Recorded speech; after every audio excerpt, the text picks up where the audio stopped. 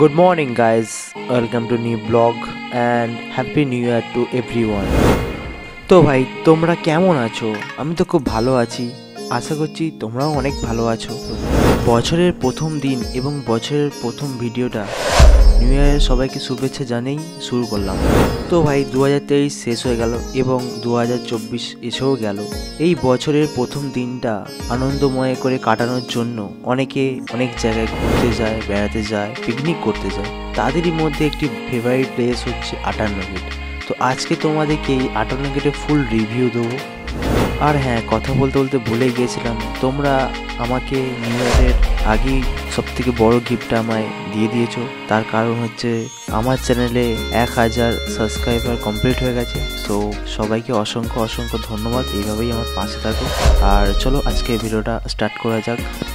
তো ভাই 58 গেটের পার্কের ভিতরে বাইক বা বড় গাড়ি, ছোট গাড়ি সব রকমই পার্কিংয়ের ব্যবস্থা রয়েছে। বাট আমরা আজকে ভিড় এতটাই বেশি ছিল, তো তাই আমরা ভাবলাম যে গাড়িটা পার্কের ভিতরে নিয়ে যাব না। তো তাই আমরা পার্কের বাইরে এক জায়গায় জমা রাখলাম, যেখানে ভাড়া নিল 15 টাকা। আর পার্কে ঢোকার জন্য কী প্রবেশ মূল্য লাগে সেটা একটু দেখে নাও। তো ভাই একে তো 1 জানুয়ারি, তো ভিড় হওয়াটা তো স্বাভাবিক ব্যাপার। তো তাই পার্কের কর্তৃপক্ষরা একটা টিকিট কাউন্টারের জায়গায় 2টো টিকিট কাউন্টার খুলে রেখেছিল, যাতে মানুষজনের কোনো রকম অসুবিধার মুখে না পড়ে। তো তাই আমি এই সেকেন্ড টিকিট কাউন্টার থেকেই টিকিট কেটে নিলাম। তো ভাই টিকিট কাটা হয়ে গেছে, এবার আমরা পার্কের ভিতরে প্রবেশ করব এবং পার্কের গার্ডম্যান আমাদের টিকিটটা কনফার্ম করে আমাদেরকে ছেড়ে দিল। পার্কের মধ্যে ঢোকা মাত্রই তোমাদের চোখের সামনে একটি ফাঁকা মাঠ দেখতে পাবে, যেখানে তোমাদের গাড়ি পার্কিং করতে পারবে এবং ঠিক তারই পাশে রয়েছে মিনি জু বা চিড়িয়াখানা। তো আমি এই পার্কে 3-4 মাস আগে এসেছিলাম, তো তখন এই জুটি তৈরি হয়নি। তো এটা নতুন করে জুটি তৈরি করা হয়েছে। তো এটার জন্য তোমাদেরকে ঢোকার জন্য আলাদাভাবে টিকিট কাটতে হবে, যেটা বড়দের জন্য 25 টাকা এবং ছোট 10 বছরের নিচে বাচ্চা হলে তাদের জন্য 10 টাকা করে।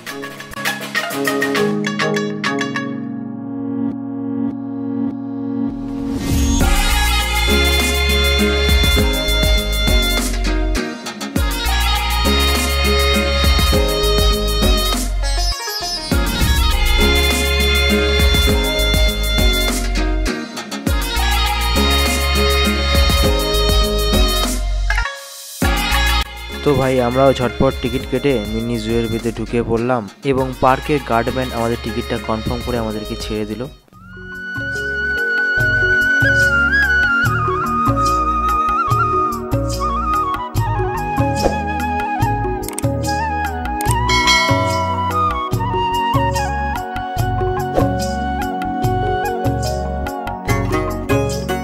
চিড়িয়াখানার মধ্যে ঢোকা মাত্রই আমাদের সর্বপ্রথম চোখে পড়ল একটি টিয়া পাখি এবং তারই পাশে রয়েছে কিছু রাজহাঁস।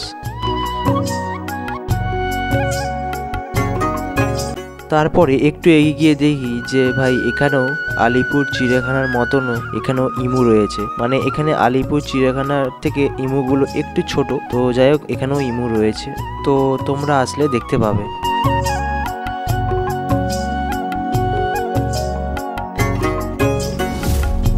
আর ভাই তোমরা 58 গেটে আসবে এবং সজারু দেখবে না, এটা কখনো হয়? এখানে আগেও সজারু ছিল, তো সেটাই নতুন করে সাজানো গুছানোভাবে রেখেছে। তো চলো কিছু সজারু দেখা যাক।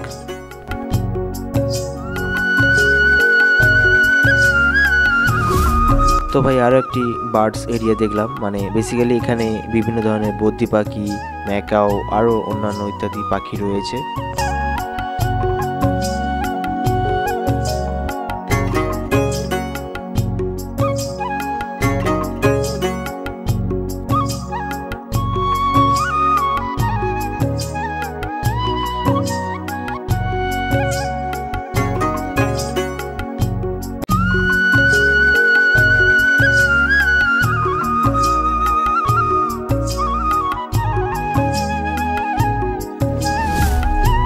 তোমরা যারা এই পার্কে আগে একবারও ভিজিট করে গিয়েছিলে, তো তারা খুব ভালো করে বুঝতে পারবে যে এই পার্কটা কতটা সুন্দরভাবে সাজানো গোছানো হয়েছে।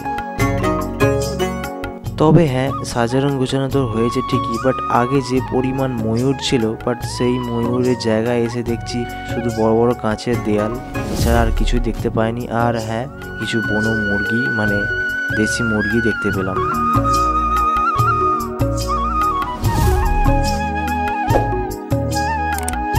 এরপর আমরা গেলাম সরীসৃপ ভবনের কাছে। তো এটাই হচ্ছে সেই সরীসৃপ ভবনের গেট।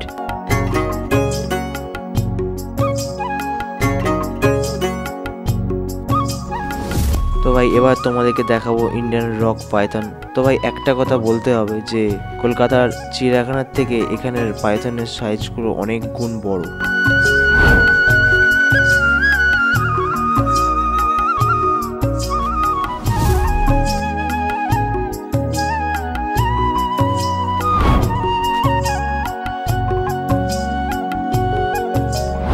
আর এই পুকুরে কিছু কুমির রয়েছে, বাট কুমিরগুলো এতটাই দূরে ছিল যে জুম করা সত্ত্বেও ভিডিও নিয়ে যাচ্ছিল।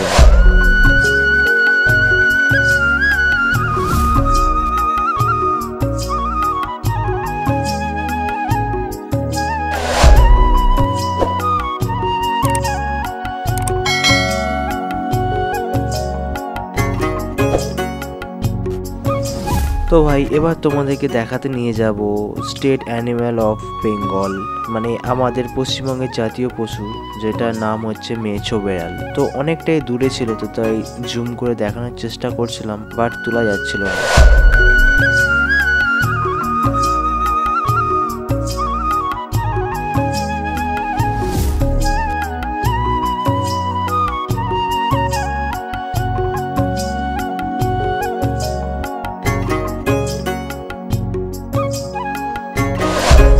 এরপর ভাই আমরা হরিণ দেখার জন্য হরিণের খাঁচার সামনে চলে আসলাম, বাট হরিণ অনেকটা দূরে ছিল, তো অনেকটা জুম করার পরও জাস্ট একটুখানি তোমাদেরকে দেখাতে পারলাম।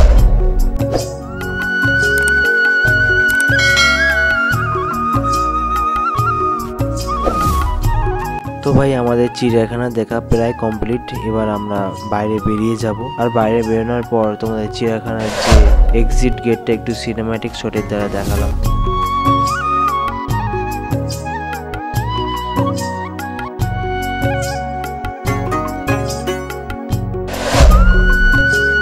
তো আমরা চিড়িয়াখানা থেকে বেরিয়ে পড়লাম। তো এবার তোমাদেরকে বাকি পার্কটা ঘুরিয়ে দেখাবো। আর তোমাদেরকে বলে রাখি, এই যে তোমরা এখানে ফাঁকা মাঠটা দেখতে পাচ্ছ, তো তোমরা এখানে যদি পিকনিক করার জন্য আসো, তো তোমরা এখানে পিকনিক করতে পারো।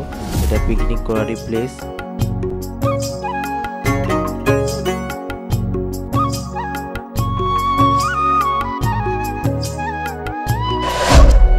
এই পার্কটির মধ্যে একটি চিলড্রেন পার্কও রয়েছে, মানে শিশু উদ্যান। তবে হ্যাঁ, গেটের সামনেই তোমরা বড় বড় করে লেখা দেখতে পাবে যে এখানে পিকনিক করা নিষিদ্ধ। তো তোমরা এখানে আসলে কেউ পিকনিক করবে না, এটা শিশুদের জন্যই। তো চলো তোমাদেরকে চিলড্রেন পার্কটা গোটাটা ঘুরিয়ে দেখাই।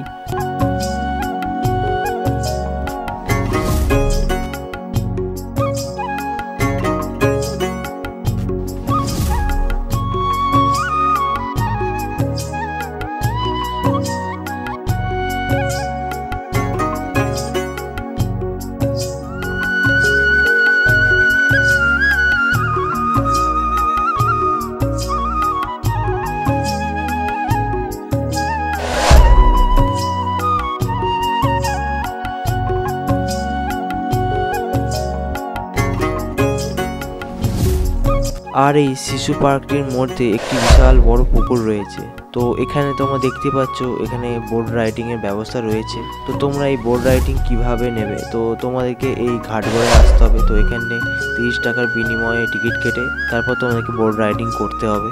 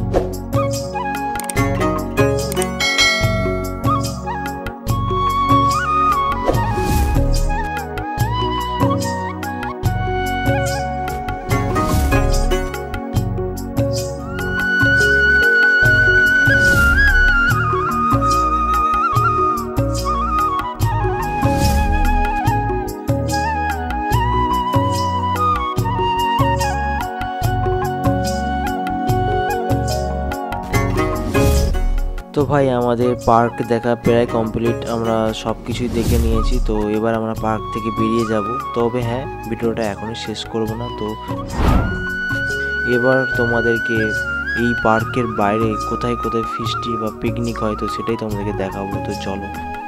আর হ্যাঁ, তোমাদেরকে জানিয়ে রাখি, তোমরা 58 গেটে পিকনিক করতে আসলে এখানে থাকার কোনো রকম অসুবিধা হবে না, কারণ এখানে থাকার জন্য অনেক লজ রয়েছে খুবই কম প্রাইসে।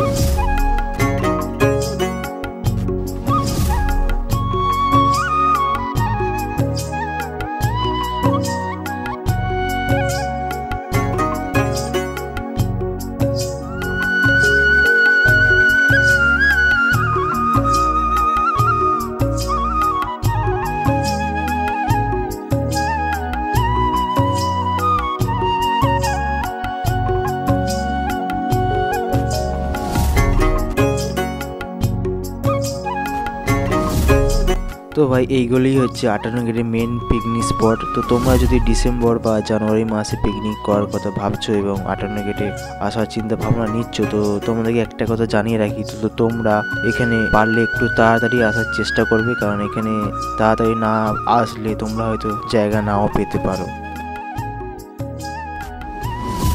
তো ভাই তোমাদেরকে 58 গেটের পিকনিক সম্বন্ধে বা 58 গেটের পার্ক সম্বন্ধে A to Z full information দিলাম। তো আজকের ভিডিওটা এই পর্যন্তই। তো তোমাদের ভিডিওটা কেমন লাগলো একটু কমেন্ট করে জানিও অবশ্যই। তো যার আগে প্লিজ চ্যানেলটা সাবস্ক্রাইব যেও। তো দেখাচ্ছে নেক্সট ভিডিও। ততক্ষণ টাটা, বাই বাই, সবাই খুব ভালো থাকবে।